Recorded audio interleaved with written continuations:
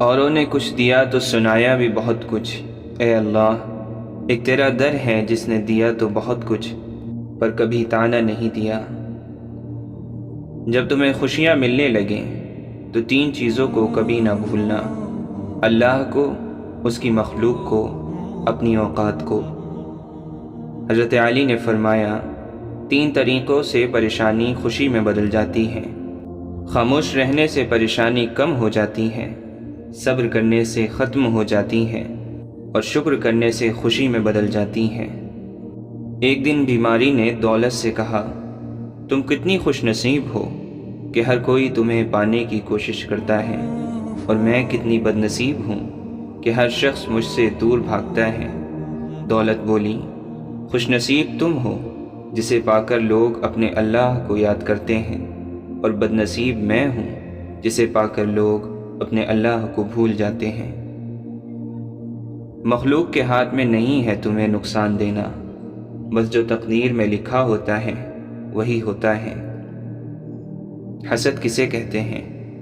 کسی سے نعمت کے چھن جانے کی تمنا کرنا، یا یہ خواہش کرنا کہ فلاں شخص کو یہ نعمت نہ ملے، اس کا نام حسد ہے۔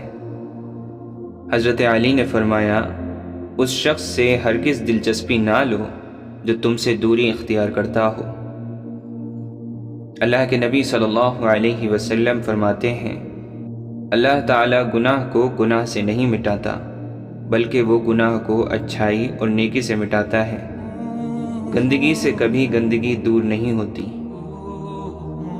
حضرت علی نے فرمایا، دکھ میں کبھی پچھتاوے کے آنسو نہ بہاؤ، کیونکہ تم وہ خوش نصیب ہو جسے اللہ نے آزمائش کے قابل سمجھا۔ کوئی تمہارا دل دکھائے تو ناراض نہ ہونا، کیونکہ قدرت کا قانون ہے، جس درخت کا پھل زیادہ میٹھا ہوتا ہے لوگ پتھر بھی اسی کو مارتے ہیں۔ حضرت علی نے فرمایا، جب کسی شخص کی عقل کامل ہو جاتی ہے تو اس کی گفتگو میں کمی آ جاتی ہے۔ جب سایہ قد سے بڑا اور باتیں اوقات سے بڑی ہونے لگ جائیں تو سمجھ جائیں کہ سورج غروب ہونے والا ہے۔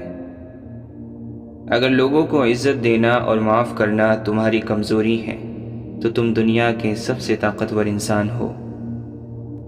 مشکلوں کا وقت جتنا بھی طویل ہو جائے، ہر مشکل کے بعد آسانی اللہ کا وعدہ ہے۔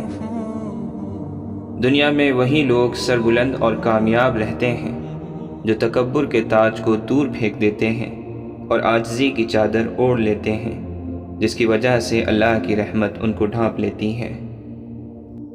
امیدوں کے آگے ٹوٹ جانا اچھا نہیں لگتا، کسی کے آگے ہاتھ پھیلانا اچھا نہیں لگتا۔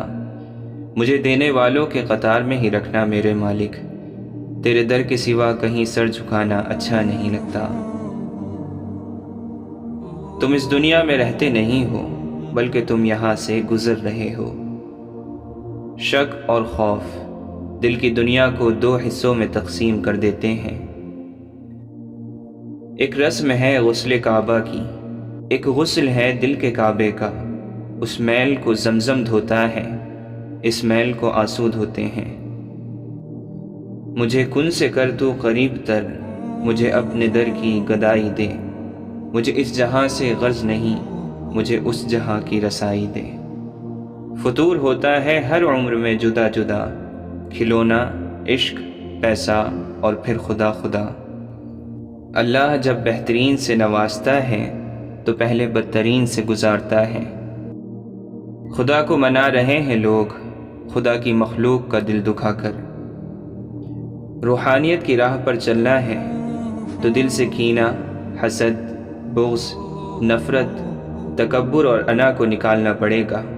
اللہ کی دوستی حاصل کرنی ہے تو اس کے بندوں پر مہربان ہونا پڑے گا، کیونکہ عبادت کرنے سے پارسائی ملتی ہے اور نیکی کرنے سے رب ملتا ہے۔ کبھی سنا نہیں کہ انسان کو عاجزی لے ڈوبی، انسان کو ہمیشہ اس کا تکبر لے ڈوبتا ہے۔ جنید بغدادی رحمۃ اللہ علیہ سے پوچھا گیا، کیا کوئی مرد کسی غیر محرم لڑکی کو پڑھا سکتا ہے؟ فرمایا، اگر پڑھانے والا بایزید بستامی ہو اور پڑھنے والی رابعہ بصری ہو، جس جگہ پڑھایا جا رہا ہو وہ بیت اللہ شریف ہو، اور جو کچھ پڑھایا جا رہا ہو وہ کلام اللہ شریف ہو پھر بھی اجازت نہیں ہے۔ عمر بڑھنے کے ساتھ ساتھ غصے کی مقدار میں کمی عقل بڑھنے کی علامت ہے۔ دل سخت کیوں ہوتا ہے؟ اللہ کے نبی صلی اللہ علیہ وسلم نے فرمایا، اللہ تعالیٰ کے ذکر کے سوا زیادہ گفتگو نہ کرو، کیونکہ اللہ تعالیٰ کے ذکر کے بغیر زیادہ کلام کرنا دل کی سختی کا باعث ہے، اور سخت دل آدمی اللہ تعالیٰ سے بہت دور ہوتا ہے۔ تعلیم کی کمی کو تربیت اچھی طرح ڈھانپ لیتی ہے، لیکن تربیت کی کمی کو تعلیم کبھی پورا نہیں کر سکتی۔ اگر آپ حادثاتی طور پر کسی سے 2-4 کتابیں زیادہ پڑھ گئے ہیں تو ہضم کرنے کی کوشش کریں، دوسروں کا جینا حرام نہ کریں۔ کسی نے حکیم بو علی سینا سے پوچھا، آپ کے دن کیسے گزر رہے ہیں؟ جواب دیا، گناہ گار ہونے کے باوجود اللہ کی نعمتیں مجھ پر برس رہی ہیں، سمجھ نہیں آتا کہ میں کس بات پر اللہ تعالیٰ کا شکر ادا کروں، نعمتوں کی کثرتوں پر یا گناہوں کے درگزر کرنے پر۔ نفس اپنے سوا کچھ نہیں دیکھتا، روح سارا عالم اپنے اندر دیکھتی ہے۔ اللہ کے نبی صلی اللہ علیہ وسلم نے فرمایا، یاد رکھو اللہ کی مدد و نصرت صبر کے ساتھ ہی ہے، اور ہر تکلیف و مصیبت کے بعد کشادگی ہے، اور بلا شبہ ہر تنگی و مشکل کے بعد آسانی ہے۔ آدھے سے زیادہ کام تو اس وقت ہی ہو جاتا ہے جب آپ کہتے ہیں، یا اللہ مدد فرما۔ موسیٰ علیہ السلام نے جس راستے سے دریا پار کیا، فرعون اسی راستے پر غرق ہوا۔ راستے نہیں، راہبر بچاتے ہیں۔ حضرت واصف علی واصف فرماتے ہیں، غم کو بھی اسی طرح قبول کرو جس طرح خوشیاں قبول کرتے ہو۔ غم اور خوشی ایک ہی مصنف کی لکھی ہوئی چیزیں ہیں۔ خوشی بھی قبول ہے، غم بھی قبول ہے۔ خواجہ حسن بصری رحمۃ اللہ علیہ فرماتے ہیں، بھیڑ بکریاں انسانوں سے زیادہ باخبر ہوتی ہیں، کیونکہ چرواہے کی ایک آواز پر چرنا چھوڑ دیتی ہیں، اور انسان اپنی خواہش کی خاطر احکام الہی کی بھی پرواہ نہیں کرتا۔ کچرے میں پڑی روٹیاں روز یہ کہتی ہیں کہ پیٹ بھرتے ہی انسان اپنی اوقات بھول جاتا ہے۔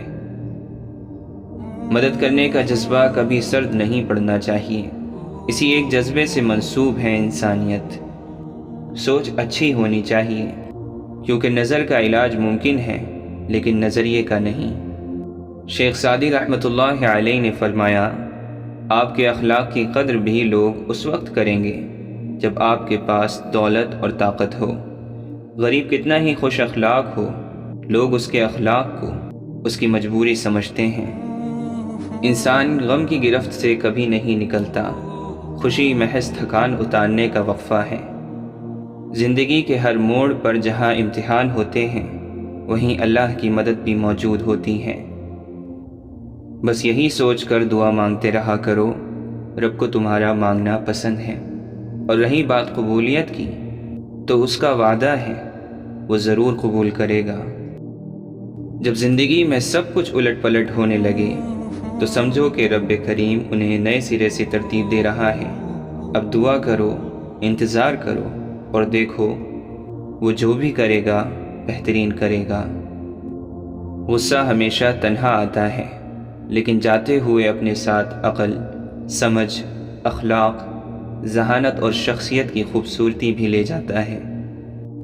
سچ کہوں تو مجھے یہ عنوان برا لگتا ہے، ظلم سہتا ہوا انسان برا لگتا ہے۔ کس قدر ہو گئی مصروف یہ دنیا اپنی، ایک دن ٹھہرے تو مہمان برا لگتا ہے۔ ان کی خدمت تو بہت دور کی باتیں